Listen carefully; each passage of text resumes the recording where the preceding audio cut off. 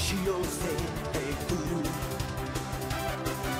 泣いてる場合じゃないワクワクを100倍にして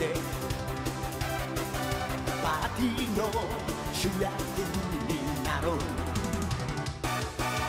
夢中になれるものがいつか君をすげえやつにするんだノンテンピカ空は晴れていっぱいおっぱい僕元気トラブルと遊べやんちゃボーイ We got power ドラゴンボールぜ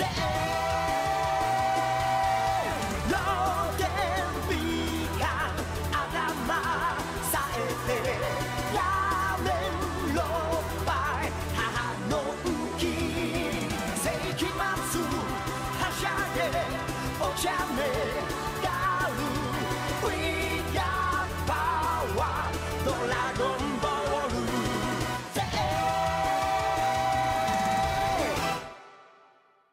Je n'en peux plus. Je n'en peux plus d'entendre ou de lire à tout bout de champ que Goku est un mauvais père. Pire que c'est le pire père du shonen manga game. C'est vite oublié Jin, le père de Gon dans Hunter x Hunter, ou Genma, le père de Ranma dans Ranma 1/2 pour ne citer que. Je suis sérieux.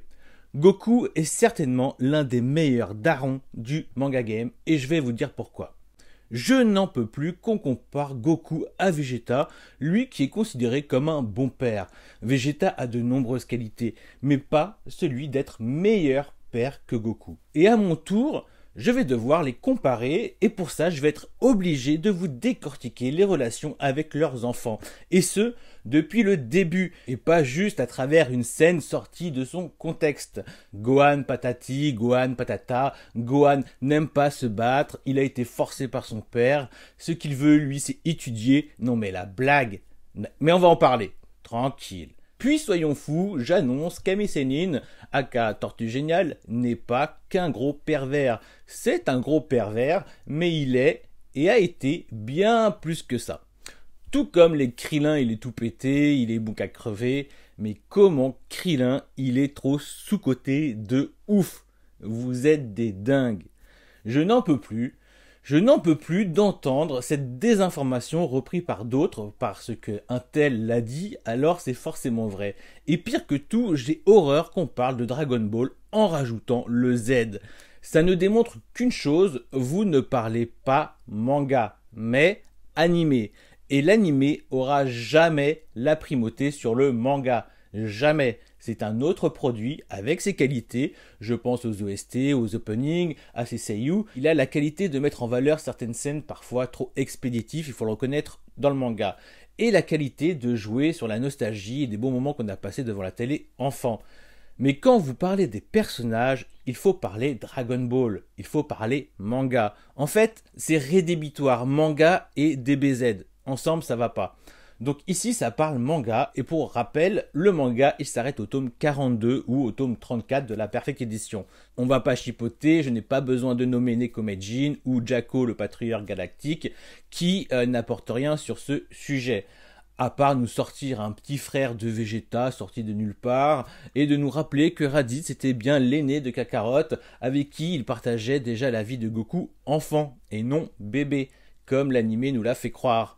Et pauvre Raditz, quand même, il n'était pas plus méchant que Vegeta, c'est Bardock et sa femme qui doivent se retourner dans leur tombe.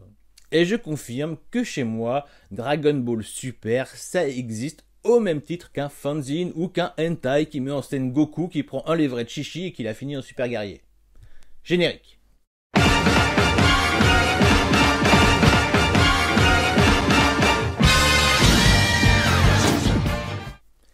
Goku n'est pas un bon père. Cette phrase me sort par les yeux lorsque je la lis et elle me défonce les oreilles lorsque je l'entends.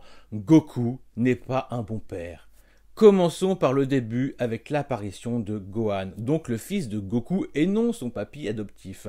C'est lors de l'arc des Saiyans où nous allons apprendre les origines de Goku à travers son frère, le Saiyan Raditz, qui est venu le rallier à sa cause et détruire la Terre, entre autres. Mais avant l'arrivée de Raditz, le monde est en paix. Piccolo, qui était la dernière menace de la Terre, semble se faire discret et Goku a donné naissance, avec Chi-Chi, d'un petit garçon nommé Gohan, tout mignon qui à vue d'œil doit avoir 4 ans. À vérifier. Comment nous est présenté Gohan? Il est en tenue traditionnelle chinoise, comme aime bien s'habiller sa mère, et il porte sur sa tête un chapeau avec une boule de cristal à son sommet. Mais pas n'importe laquelle, on parle de celle à 4 étoiles, qui est un souvenir pour Goku de son grand-père adoptif, Gohan. Oui, parce que Goku aimait tellement son grand-père adoptif qu'il donnera ce même nom à son fils. On parle bien de Goku là. Pas de Chi-Chi, c'est Goku qui a ornementé son fils avec une boule de cristal et donné le nom de son grand-père. Pas peu fier, on retrouve Goku en jeune père qui trimballe avec lui son fils sur son nuage supersonique, ou Kinto-Han, afin de le présenter à ses amis. Alors maintenant, montrez-moi un personnage de manga qui introduit aussi bien son fils, qui le porte dans ses bras et qui lui apporte de l'attention.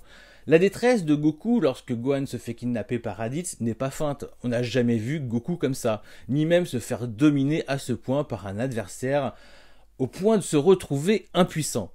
Néanmoins, il ne perd pas de temps et quoi qu'il en coûte, il va venir à la rescousse de son fils. Le destin fera qu'il s'associera avec son vieil ennemi Piccolo pour essayer de terrasser Raditz, donc son frère de sang, pour sauver Gohan. Petite parenthèse. Pour quelqu'un qui n'aime pas se battre, Gohan va nous montrer qu'il a ça dans le sang, c'est instinctif, et sans son coup de boule, on ne sait pas ce qui se serait passé pour Piccolo et son père. Mais avec tout ça, son fils est en grand danger, après avoir révélé un tel potentiel de combat, et lorsque Goku devra se sacrifier pour qu'avec l'aide de Piccolo il tue Raditz, il n'hésitera pas une seconde. Ceci est la première fois où Goku meurt en se sacrifiant pour sauver son fils. Quels éléments avons-nous encore? Gohan n'aime pas se battre, c'est Goku qui l'a forcé. Alors à cette période, Goku est mort.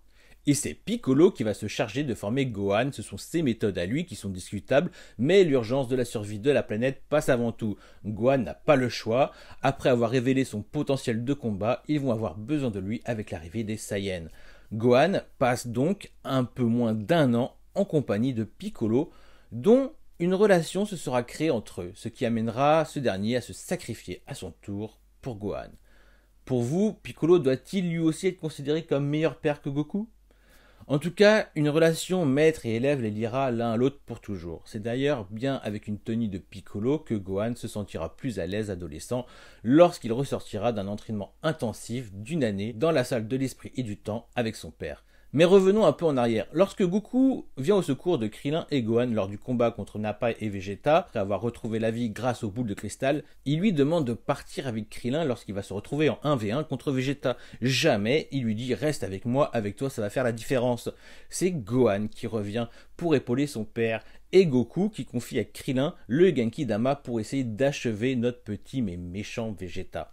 Je ne vois encore une fois qu'un père qui vient protéger son fils et la Terre par la même occasion. On peut une nouvelle fois revenir sur Krillin qui a survécu à Yamcha, Chaozu, Tenshinhan et Piccolo, rien que ça. Étant déjà mort une fois lors de l'arc de Piccolo Daimo Senior, il a assuré, on peut vraiment pas dire qu'il se soit caché. Bien sûr, Akira Toriyama avait d'autres projets pour Krillin sur Namek. Par la suite, Goku doit se faire soigner après son combat contre Vegeta, plus longuement que s'il avait des sensu, des haricots magiques. Et pendant ce temps-là, c'est Gohan qui décide de partir en vacances dans l'espace en direction de la planète Namek en compagnie de Krillin et Bulma. Comme quoi, il aime bien les études, mais ce n'est pas comme s'il avait vraiment le choix, car sa mère veut en faire un premier de la classe. Mais aime-t-il vraiment les études? Ou alors son sens de la justice qui prédomine? Et on le comprendra à la fin de Dragon Ball, Chi-Chi, en soi, se moque que son fils soit un scientifique de renom. Elle veut du flouze, elle veut que sa famille soit à l'abri du besoin, parce que sauver la Terre, pour Goku, c'est du bénévolat. Voilà. Une nouvelle fois, Goku arrive à la rescousse de son fils et de Krillin, mais cette fois-ci associé à Vegeta, qui n'emmène pas large face au commando Ginyu. Je vois un père qui traverse l'espace pour rejoindre son fils, il est d'ailleurs missionné par sa femme, comme si elle avait besoin de le faire. Après le regrettable incident face au commandant Ginyu, qui avait interchangé leur corps et qui les retrouvé le sien en piteux état, Goku devait de nouveau se faire soigner tandis que son fils se retrouve toujours plus en danger, mais cette fois-ci face au redoutable Freezer. Et toujours en compagnie de Krillin, et ça continue de se moquer parce qu'il se fait éventrer par une corne de Freezer en deuxième forme et qu'il se fait détruire par Freezer en forme ultime. Ok, on y reviendra. Tout comme on reviendra sur le cas Vegeta qui meurt, on peut le dire un peu pathétiquement, bien que son personnage devient plus ou moins complexe qu'il n'y paraît. Goku fait en sorte de sauver tout le monde et parvient à s'échapper in extremis de la planète Namek détruite par Freezer avant qu'il se fasse défoncer par un Goku métamorphosé. Jusque-là, je pense avoir été assez clair tant qu'à l'amour que Goku porte à Gohan. Qui peut faire mieux ? Mais à partir de là, il y a une question qui se pose. Pourquoi n'est-il pas rentré de suite sur la Terre après avoir appris la technique de la téléportation, par exemple ?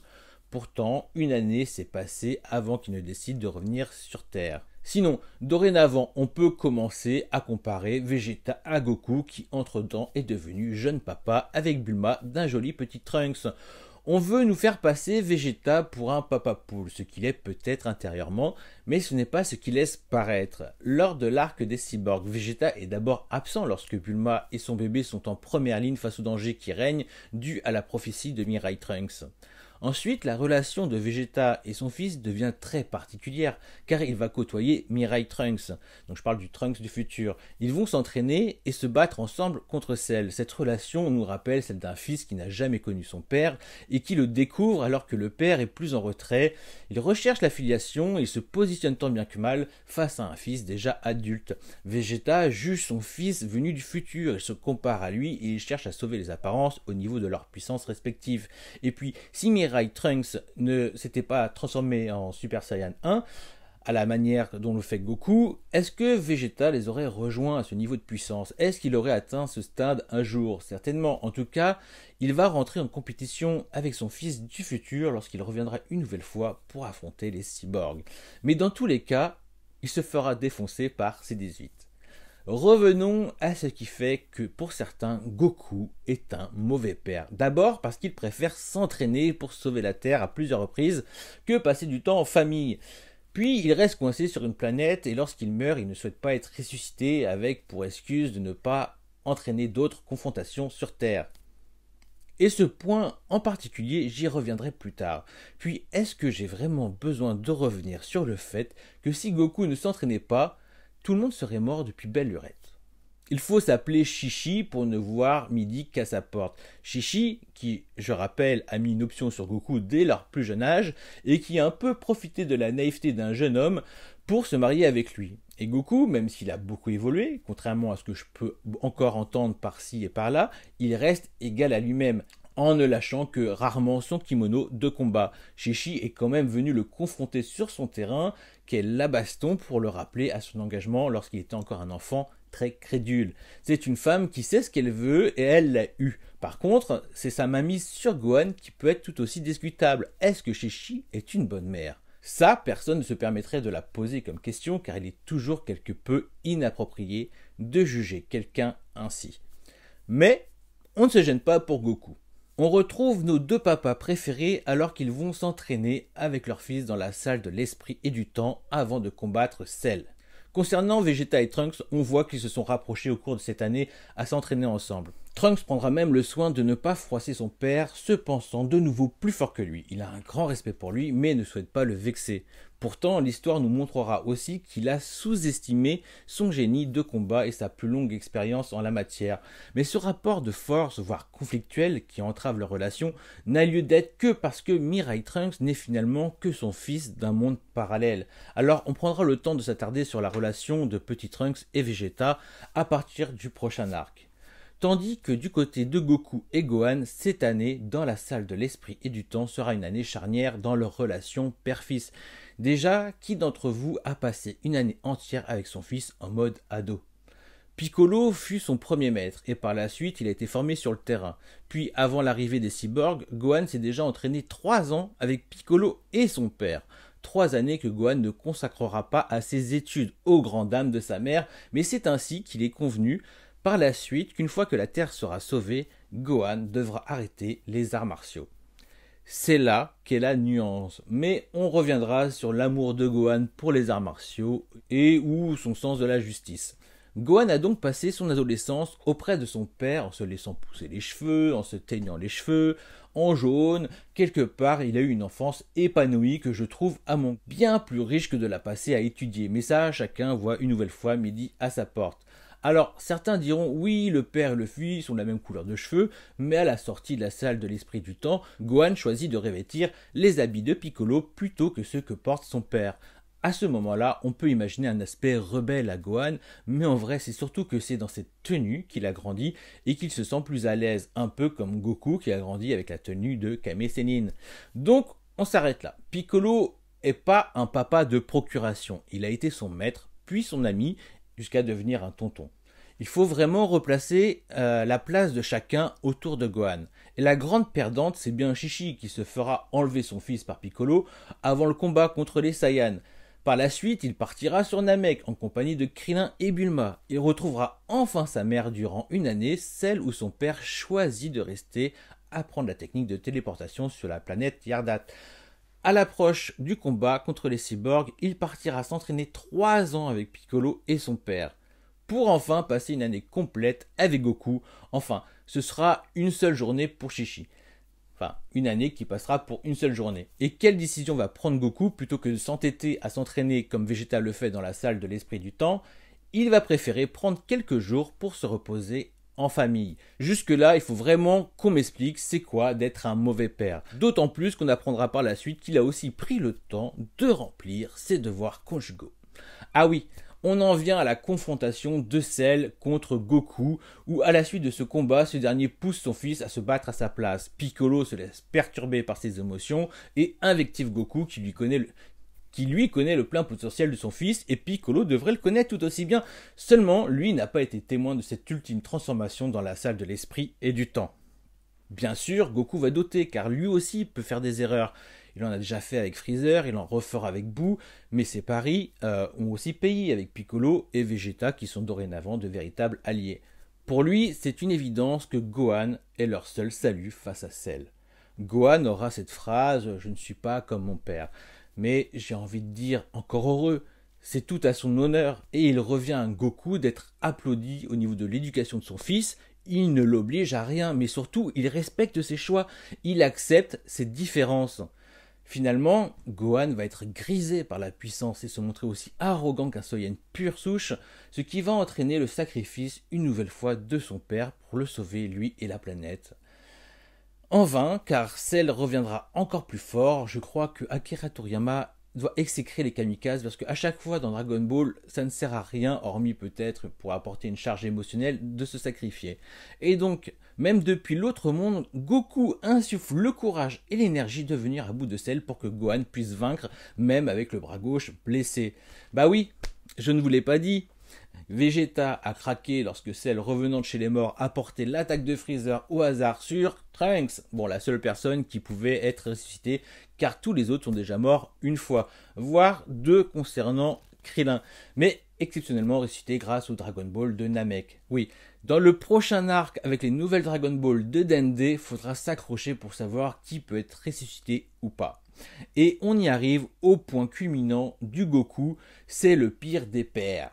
Seul Trunks pouvait être ressuscité avec les Dragon Ball, c'est-à-dire, à part faire un micmac sur la nouvelle planète Namek, il n'y avait aucun moyen de redonner vie à Goku, qui le dit lui-même, n'est pas à plaindre. Ses actes du monde des vivants fait qu'il a le luxe de garder son enveloppe charnelle et de ne plus vieillir, pour bien sûr se donner à cœur joie dans l'entraînement qui est un peu sa raison de vivre dans la mort. Bien sûr que tout le monde est peiné, et d'autant plus sa femme, mais n'est-il pas vrai que son existence attire des ennemis toujours plus puissants mettant en danger la planète? Bla bla bla, vous me direz, pourtant cette réflexion a déjà été explorée à travers d'autres médiums. Je prends pour exemple les comics. Autant Stan Lee a rendu tristement célèbre la leçon de l'oncle Ben à Peter Parker aka Spider-Man, qu'un grand pouvoir incluait de grandes responsabilités. Autant la licence de Batman a mené la réflexion qu'un super-héros attirait forcément des super-vilains.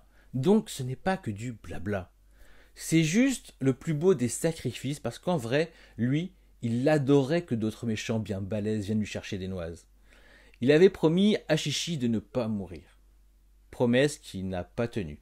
Et on apprendra par la suite qu'entre 2 entraînements avant le combat contre Cell, qu'il aura mis Chi-Chi enceinte une nouvelle fois. Parfois, Goku me fait penser à un marin, genre au père de Tsubasa, sauf que Goku, lui, ne gagne pas d'argent à sauver le monde par-ci et par-là. Et je pense qu'on est bon pour s'attarder sur sa relation avec Goten, ainsi que celle de Vegeta avec Petit Trunks. Il faut d'abord savoir qu'avant la scène du sacrifice où Vegeta prend son fils contre lui, avant de se suicider, oui, ma théorie à moi c'est qu'il se suicide, et non qu'il se sacrifie. Vegeta est un personnage bien plus complexe qu'il n'y paraît, avec Goku au centre de sa vie.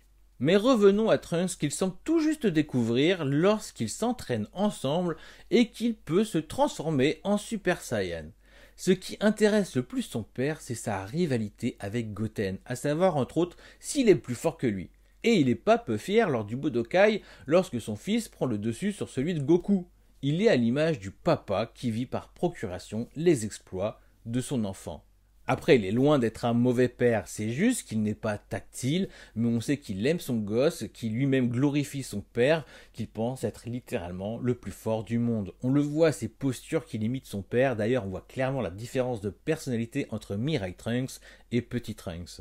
Leur relation est peut-être un peu la plus commune de nos jours en vérité. Pour ma part, je vois Vegeta comme un jeune père.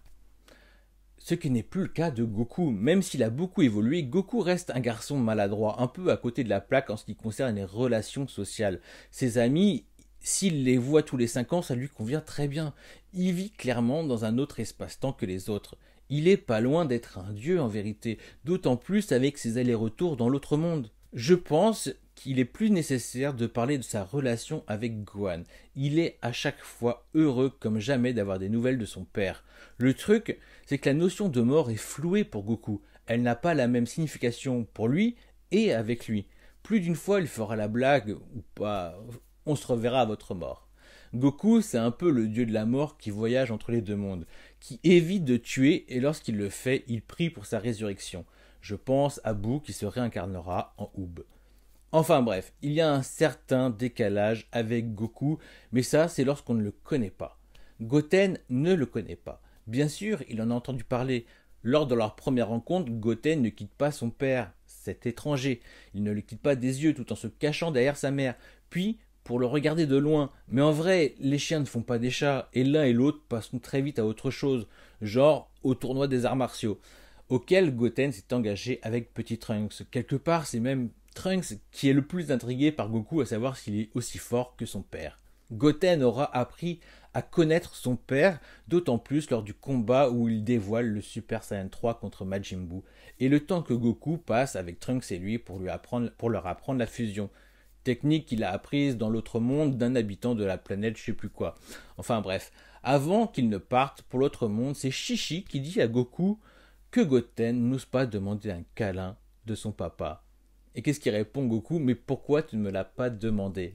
C'est ce que lui répond son père en lui tendant les bras. C'est trop mignon et on se rappelle que le seul amour paternel que Goku est celui qu'il a reçu de son papy Gohan.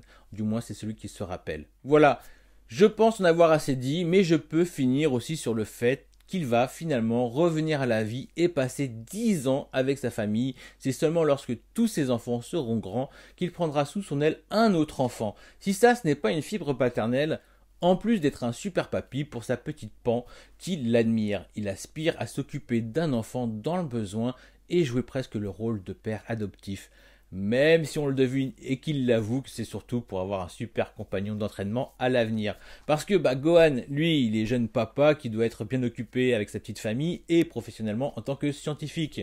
Goten, lui, semble plus penser aux filles qu'à s'entraîner en période de paix. Et Vegeta, il a démontré ses limites depuis bien longtemps maintenant.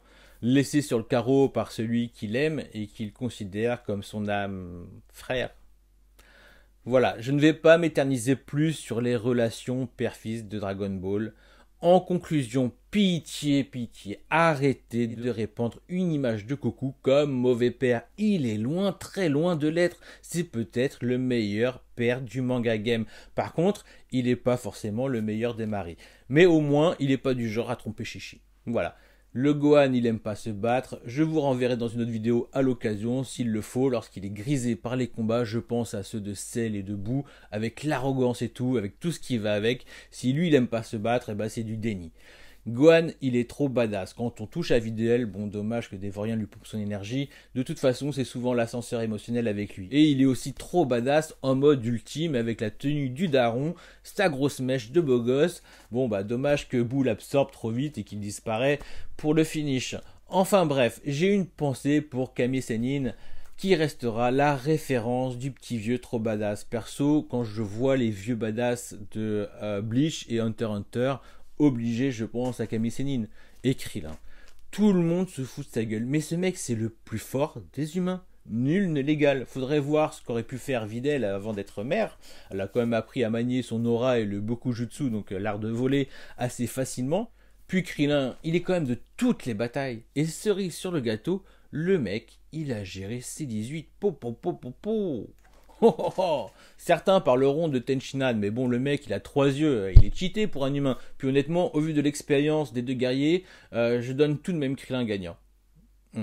Bon, on ne parle pas de Yamcha, mais la transition est parfaite. Avant de vous laisser, n'hésitez pas à lire le spin-off Comment je me suis réincarné en Yamcha, qui est un excellent isekai. Oui, messieurs, dames.